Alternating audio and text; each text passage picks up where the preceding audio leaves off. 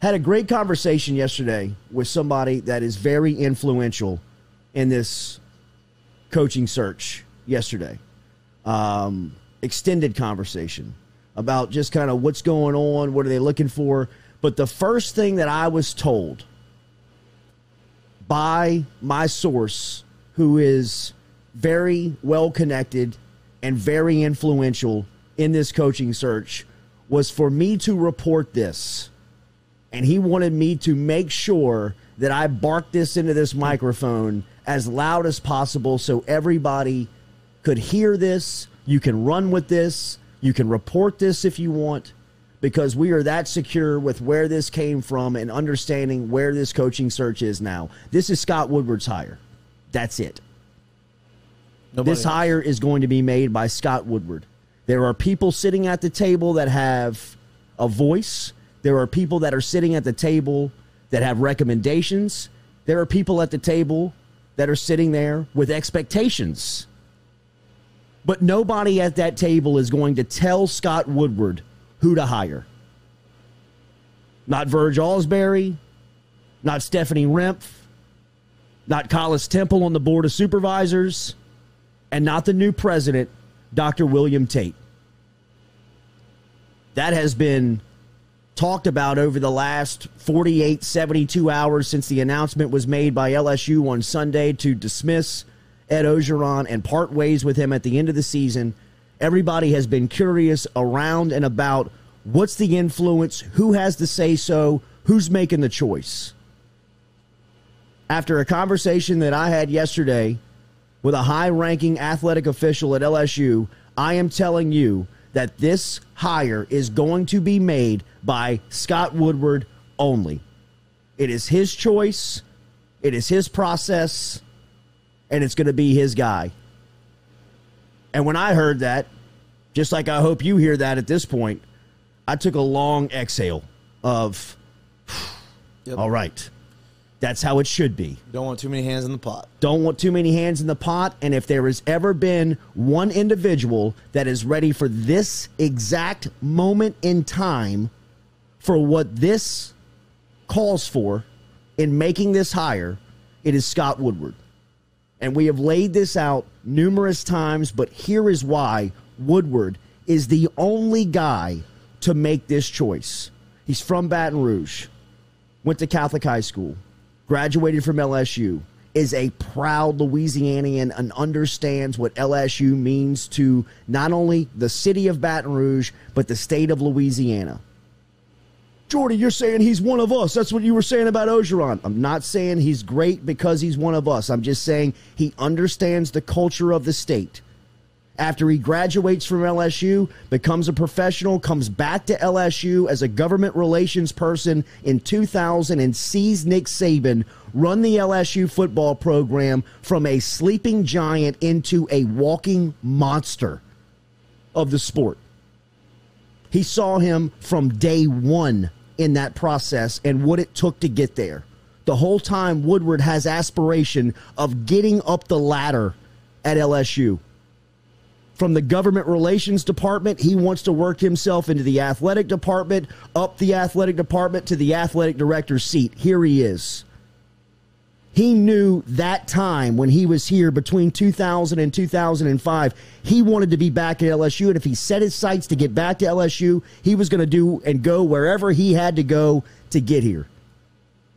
Took him to Washington, took him to College Station. Now he's back in Baton Rouge. The entire time he's traveling the country, getting the experience, learning how to run an athletic department, learning how to budget, pay coaches, find coaches, run programs. He's thinking in the back of his head, I want to get back to LSU. And if I ever get back to LSU, the day is going to come where I'm going to have to hire a football coach. And that is the most important public employee of the state of Louisiana. Right? Do we all agree on that? I mean, that is the most important hire that an athletic director can make if he is presented with that choice. Some athletic directors come here and they stay for 4 or 5 years, 10 years, and they don't have to make that. They don't have to make that hire. But Scott Woodward now here is tasked in year 3 with bringing in the head football coach, and I was told yesterday it's his choice. It's his process. He's the guy who's going to make the hire. There will be influence. There will be voices. There will be people that he is listening to, obviously, that he is consulting with, that he appreciates and is open to their opinion and hearing what they have to say. But at the end of it, he's closing his office door. It's him behind that wood and him saying, it's my choice. Yep. It's my decision. And it doesn't matter if the candidate is black, white, Asian, whatever it is. He's going to find the best coach for the gig.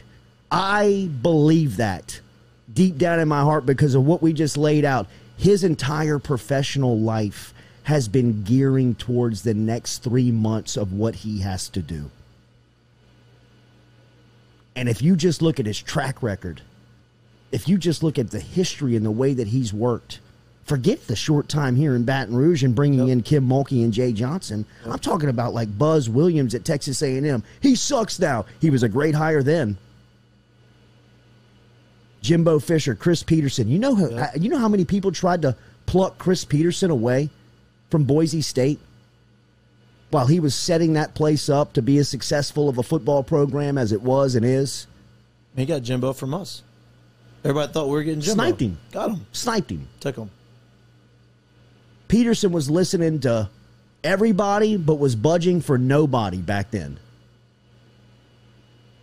One phone call with Scott Woodward. Chris Peterson's introduced as a Washington head football coach. This is what he does best. Everybody's got a skill set. Everybody's got strengths and weaknesses. This is a strong suit of Scott Woodward, being able to attract the top talent to work around, to put in place, to put in leadership roles.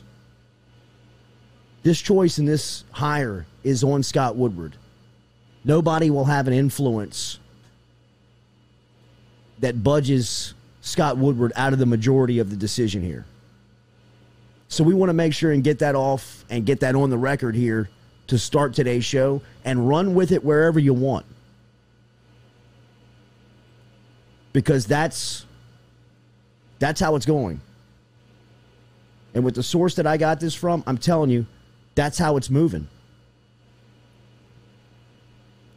And Dr. William Tate had one, from what I was told, had one clarification, had one recommendation, had one prerequisite that he was asking for. Just get LSU a winner, is all he said. It doesn't matter if he's black. It doesn't matter if he's white. It doesn't matter where he comes from. Get LSU a winner is the direction that Dr. William Tate has told the influencers and Scott Woodward on this hire. So the reports out there that Dr. William Tate's going to make this decision or he is mandating that certain people be interviewed and people be in the running for the job is false. It's not true. And for me, that's a breath of fresh air.